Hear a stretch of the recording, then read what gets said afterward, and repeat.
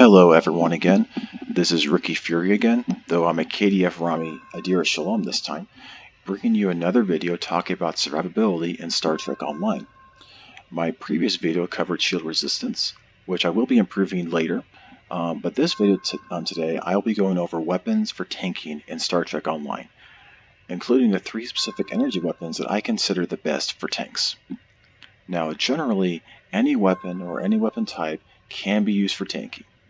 Things like phasers that the Federation characters like to use, disruptors that Klingons thematically like to use, plasma that the Romulans and Borg like to use. There's Polaron weapons that the Dominion would like to use, like especially if you want to do a thematic thing like that for the new expansion. Tetrions is typically what Tholians use, and weapons like antiprotons are used by a lot of the stuff in a lot of the later expansions, predominantly the Iconians. Overall, in terms of weapons, what you're looking for is strong, consistent damage to many foes at once.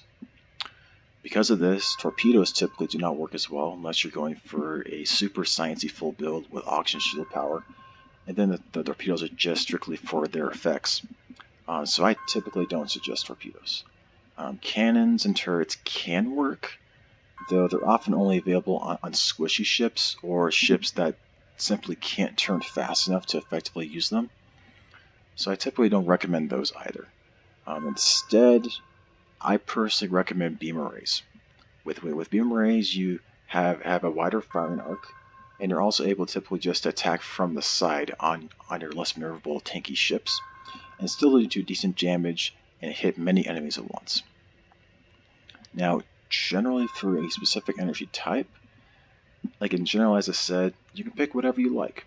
Like there might be some specific consoles, like for instance, the sticky web, that might be super nice. That also gives extra damage that might lead you towards one particular type or another. But in general, it's typically like what type of weapon just you thematically like, and just go with that. Most weapons in the game are within a couple of percentages of one another in terms of damage, so a couple percentages of one another in terms of threat generation. Generally. Generally for tanks, in terms of weapons and other things, there's 3 general categories that we really like in the game. First, we really like hull and shield regeneration, so that like as we're getting damage throughout the fight, that we're able to recover all of those shields and all that hull fairly easily. Second, we really like damage and shield resistances, so that for those people who really like to do burst damage, that our ship can survive through that burst, and then have our hull and shield regeneration kick in afterwards. Because if you have super high hull and shield regen, but you have no resistances, you can easily get bursted before you can even have that regen applied to your ship. And lastly, whenever that tanky part is said and done, we really like damage per second, as well as other things that provide threat generation, so that the enemies focus us instead of the other people in our group. And so I'll go into these 3 different categories and why I personally feel that these particular weapons are the best in the game for tanks. So first off, for hull and shield regeneration, my personal favorite is a Polaron weapon that you get from Reputation, and it's called the Piezo Polerons. Now, obviously, because I like beams, I'm primarily focusing on the Piezo-Polaron beam arrays. Regular Polarons, their general proc will drain power from the enemy, and also provide your ship with more power. Which, if you're going a full beam build, that's also something that's really nice to have in order to keep your weapon power up, and thus more threat generation and more DPS. However, these Polarons, these very specific Polarons, are super special. Their procs, first off, they give you increased shield regen whenever they proc, and they also give you additional hull regen based upon your max hull capacity for a few seconds. Basically, this weapon proccing is equivalent to your ship having a tiny hazard emitters and a tiny transfer shield strength heal to your ship going on whenever any one of your weapons procs, which is really nice. In my experience in the game of all the different weapon types, this is the best one in my opinion. There are two other weapons that I'm gonna mention in this video, but the other nice thing about this particular weapon type, you can literally get these for free just by leveling up your Lucari restoration stuff here. Just by leveling this up, you'll often get a lot of free weapons, including probably enough weapons to like outfit whatever ship that you want. So to be honest, even though like these weapons cost like 20,000 dilithium if you are like just doing it right now. Like if you've already leveled things up and you're wanting to try to do this from scratch, that's how much they would cost each. But if you're keeping this stuff as you level, these things are basically free. Not to mention that, I mean, with set bonus stuff, you also have access to a Polaron focuser, which is basically a tactical console without crit chance that you don't have to put in your tactical console slots. And also the 2-piece bonus with whatever Piezo-Polaron weapon that you want, which there's cannons as well as beam arrays, which is super nice. You'll also have that stuff out on it, and the 2-piece bonus also gives you additional Polaron damage. So it is a really, really nice set of weapons that you have available to you. And you can basically get these really cheap just by leveling this thing up, doing your dailies and stuff like that. Now, outside of full and shield regen, there's also the category of damage and shield resistances. Now, of all the weapons in the game, there's only really one that I found particularly enhances this better, and it's called the Diffusive Tetragon Beam Array. Now, regular Tetragons have shield stripping abilities. There's a couple of different types out there. This one doesn't fully strip the shield's enemy. I mean, it makes their shields weaker, which is kind of similar but not completely the same. The real reason why I like this, especially on tanks, is because this applies a 10% shield resistance to your ship for 10 seconds whenever this thing procs, which is really nice. I mean, as I've mentioned in the shield resistance video, and also the first video, shield resistance is relatively hard to find in your inherent ship. It's relatively easy to apply in terms of your abilities, or to apply in terms of the extra in terms of extra shield power. But inherently inside of your ship, in terms of consoles or weapons, for instance, it's really, really hard to find. This is a lockbox type weapon, and so this is going to be relatively expensive on the exchange.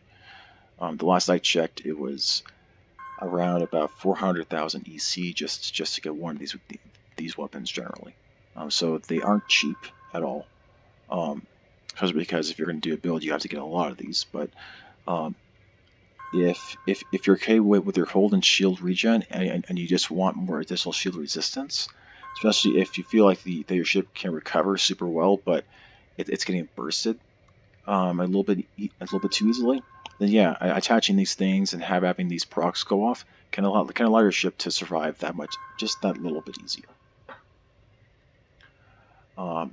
Now, as for the last one, if your ship is pretty good in terms of hull and shield regen, and it's pretty good in terms of damage and shield resistances, then what I would recommend is going for a weapon which gives you the maximum threat generation, and that is plasma weapons.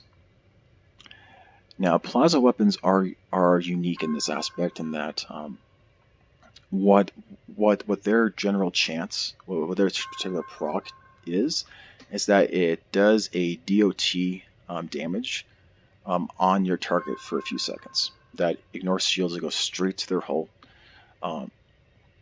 Now, generally in terms of DPS, this is currently like not the best in terms of DPS, but because most DPS is actually pretty close,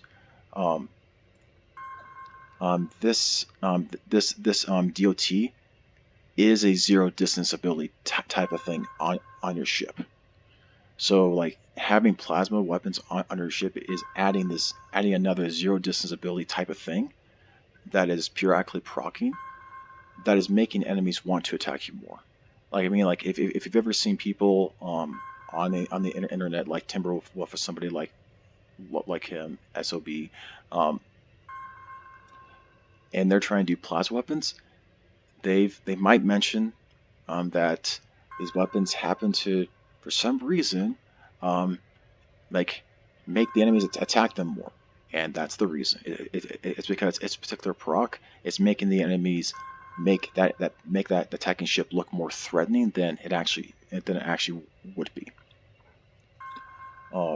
So yeah, so um, now in terms of specific plasma weapons, I mean all plasma weapons have this, and it's really just your particular preference as to what type of extra proc you want on it. Whether you want just regular plasmas that just have that proc and you'll get an extra special thing to add to it, or you can go for one of the special types of plasmas that are available on the exchange or in the Romulan reputation.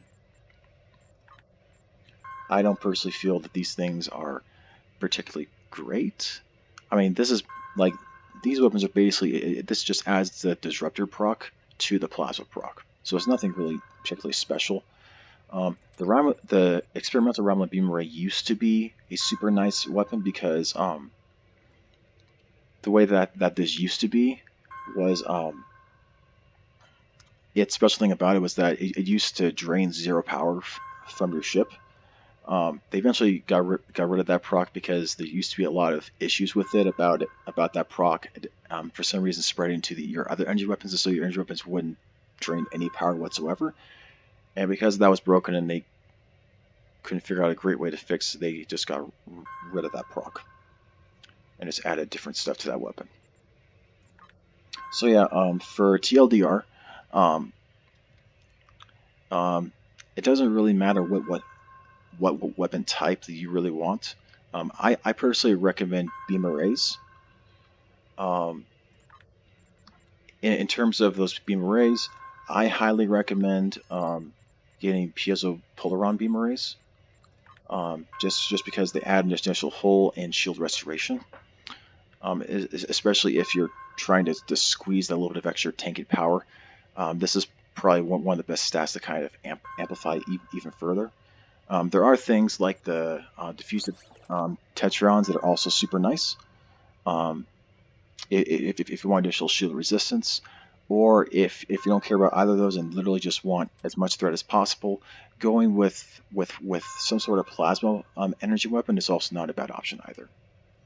So yeah, hopefully you all learn a couple things from this video. Thank you all for watching or listening, and enjoy the rest of your day.